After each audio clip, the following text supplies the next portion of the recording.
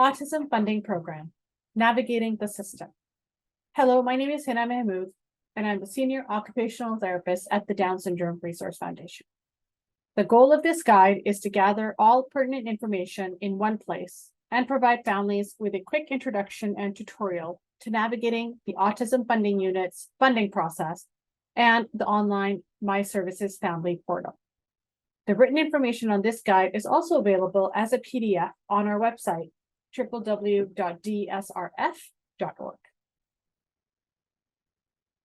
Once your child has received a diagnosis of autism spectrum disorder, they will be eligible for funding from the Ministry of Child and Family Development.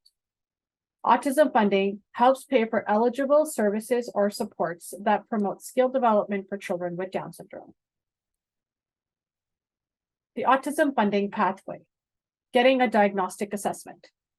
A pediatrician, psychiatrist, or registered psychologist completes an assessment by examining your child's medical and developmental history, behaviors, social interactions, and communication strategies. During the assessment, the specialist will interact with your child and observe how they complete a structured play-based assessment and cognitive or thinking skill tests. The specialist will also ask you questions about your child's behavior and development. After the assessment, you will meet with the specialist and receive a written report. The entire process takes more than one appointment to complete. At least one parent or guardian needs to be at the assessment. You can bring along another family member or friend for support. After you receive a diagnosis of autism spectrum disorder, the next step will be to meet with a CYSN worker, or a Children and Youth with Support Needs worker. The CYSN worker will review your documents to make sure they're complete and discuss your eligibility for funding and family support services. Bring the following documents when you meet your local CYSN worker: your autism funding application for autism funding, documentation of the autism diagnosis, proof that the child is under the age of 18, and a current BC Services card or driver's license as proof of residency. After reviewing your documents, the CYSN worker will help you submit your application for autism funding. The next step will be to sign the funding agreement. And finally, this will then allow you to hire service providers or purchase other types of equipment and support once your funding is approved and in place. The Autism Funding Program can provide funds for the following: for services, support, or therapy, including occupational, speech, and physical therapy, behavior consultant, behavior interventionist.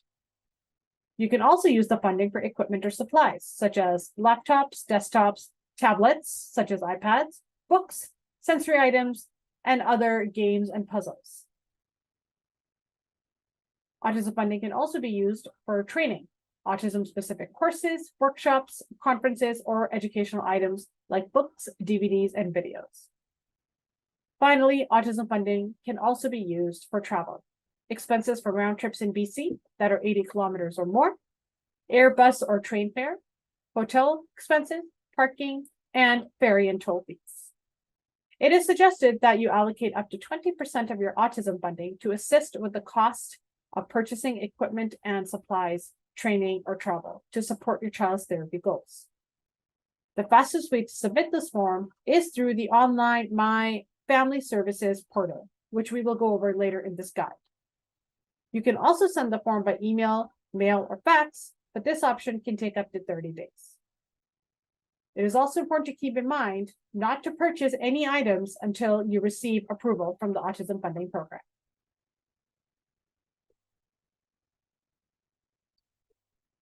If your child has received a diagnosis of autism spectrum disorder and are under the age of 6, they are eligible for up to $22,000 per year.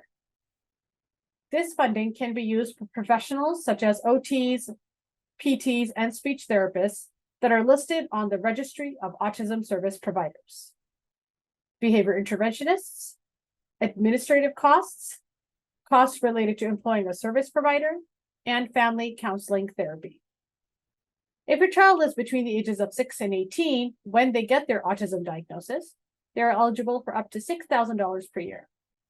This funding can also be used for behavior consultants, speech therapists, OTs, and physical therapists, behavior interventionists, life skills and social skills programs, out-of-school learning and support, dietary counseling from a registered dietitian, family counseling therapy, specialized therapeutic activities and camps, interventions outlined in a letter of recommendation from an eligible professional, administrative costs related to managing service providers, and costs related to employing a service provider. Finding service providers. You can hire a self-employed contractor. Most parents choose this option. You can hire an agency. Agencies have professional and non-professional staff who deliver services at home or at a center. You can also hire an employee. If you choose to hire an employee, you need to make sure the service provider is at least 19 years old and has a clear and current criminal records check, follow employment standards, meet WorkSafe BC requirements, and make deductions to pay income tax, Canada Pension Plan, or employment insurance benefits. Don't rush into choosing service providers. Find out what each person on your child's team will be doing, how much time they will spend with you and your child, and what they charge for their services. It's best to meet with the service providers to find out if they'll be a good fit. Consider things like what they charge, are their services qualified for autism funding, and what approach do they plan to use and why. Have an agreement in writing. Parents should have a written agreement or contract with all service providers. Don't ever sign a blank contract form. Here are a few things to consider for a proper contract. Work with your service provider to build a plan. The professionals on your team will work with you to develop a behavior plan of intervention for your child based on their unique strengths and needs. The BPI is like a roadmap that outlines where your child is now and sets goals of where we want to go.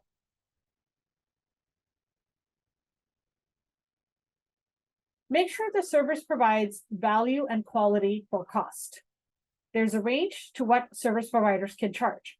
Find the right fit by talking with service providers before choosing one that works best for your family. Check with professional associations that govern different service providers. Consider the priorities and needs of your child, and see if the service provider's approach is based on evidence-based best practice guidelines. Manage service delivery. Make sure you know what your service providers are billing for and what rates they charge. If you're not satisfied with the service being provided, you can talk to your service provider or contact the professional association that governs their practice. Finding service providers, the RASP list. Just a reminder, for children under the age of 6, the professionals such as behavior consultants, speech language pathologists, OTs, and physiotherapists that you choose to develop and monitor your child's plan of intervention must be selected from the Registry of Autism Service Providers. Note, family counseling therapy providers do not need to be listed on the Registry for Autism Service Providers for eligibility. The My Family Services online parent portal. In order to access the online parent portal, you must use your basic BCE ID. The BCE ID is a user ID and password. You can use it to log in to many participating government services. If you do not have a BCE ID, you can register for it by clicking the link on the right-hand side of the page. Once you have set up your online portal, the portal's homepage will look like this. You will have tabs on the top for the services, internal messages, and your child's profile. You can access the Parents Autism Handbook on the homepage as well on the right-hand side. Please note that this guide will not cover any discussion on the Affordable Childcare Benefit. Let's click the View Details button. This will take us to the Welcome to Autism Funding page. Here, you will find short videos on how to navigate the portal. You will also have access to the Autism Funding dashboard, which will be the main part of the portal, highlighted here in purple. This page also has additional information and resources, such as the Autism Parents Handbook, highlighted in green, and highlighted in purple, the Autism Funding government website, Autism Information Services website, and the Registry of Autism Service Providers. Let's explore the Autism Funding dashboard. Here, you will be able to see the amount of funding that is allocated on the left-hand side, how much funding is authorized, and how much funding is remaining. Through the Autism Funding dashboard, you can also complete a request to pay a service provider on the right-hand side of your page, request to amend an authorization, and to find out more about your travel, training, and equipment requests. Let's click on View Authorizations. Here, you can see a list of your service providers and how much funding is allocated to each, how much they have been paid, and how much funding is remaining. In order to submit a request to pay a service provider, you can click here, highlighted in yellow.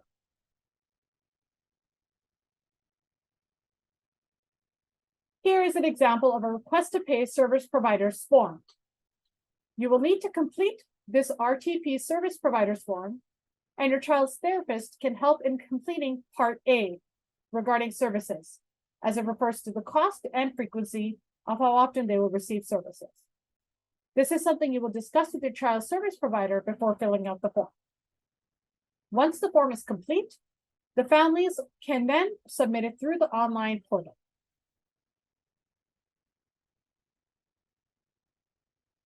You can also add a new provider straight onto the homepage of the request to pay a service provider as part of your Autism Funding dashboard.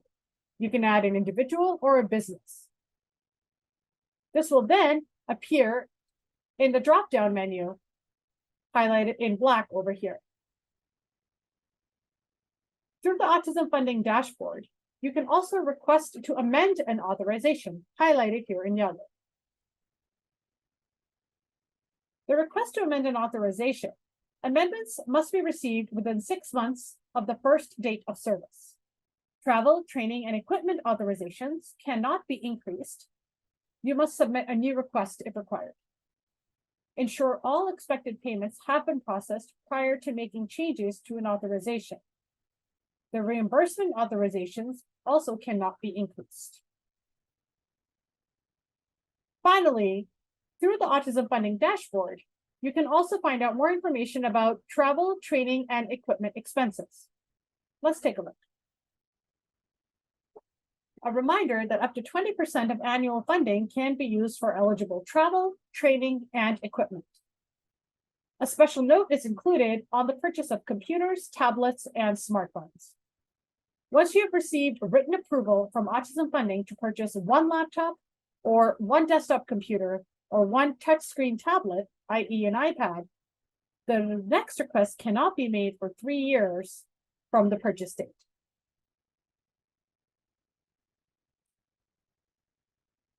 Requests for equipment require your child's service provider or therapist to complete what's called a Justification for Equipment and Supplies form. Once this form is completed, parents can submit it through the online portal, as this will result in faster processing time than through email, mail, or fax. Let's look at an example of a request of a Justification for Equipment and Supplies form. The JFE form requires your child's therapist or service provider to create an itemized list, the approximate cost, what domain of skill development it will apply to, and what therapy goal is it working towards. Families can provide links and suggestions, as this is a collaborative process.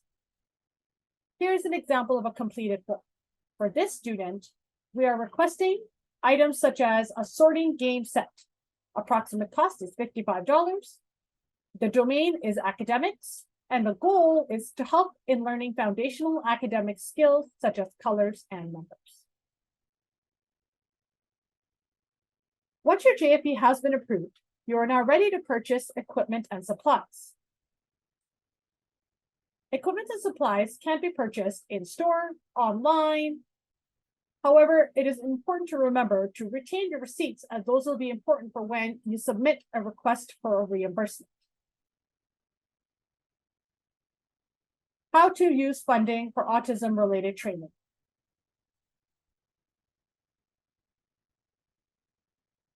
Approved training expenses can include autism-specific courses, workshops, conferences, or educational items. Both you and your service provider should attend the training. Travel expenses to take the training. Be sure to calculate mileage using your address on file at the Autism Funding. Steps to sign up for the training are included below, and if you need to find out where training is offered, additional information is located on the website for autism information at gov.bc.ca.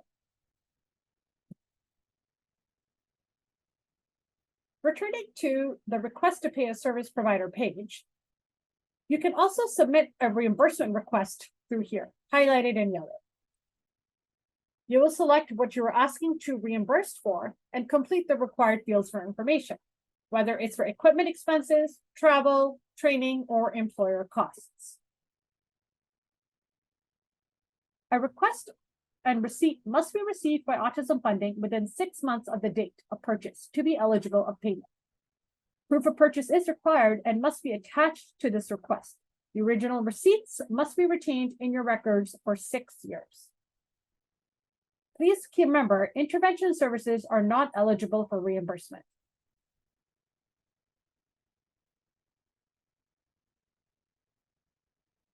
Through the Request to Pay homepage, you can also view previously submitted requests, as this will allow you to keep track and a record of what you purchased over the years.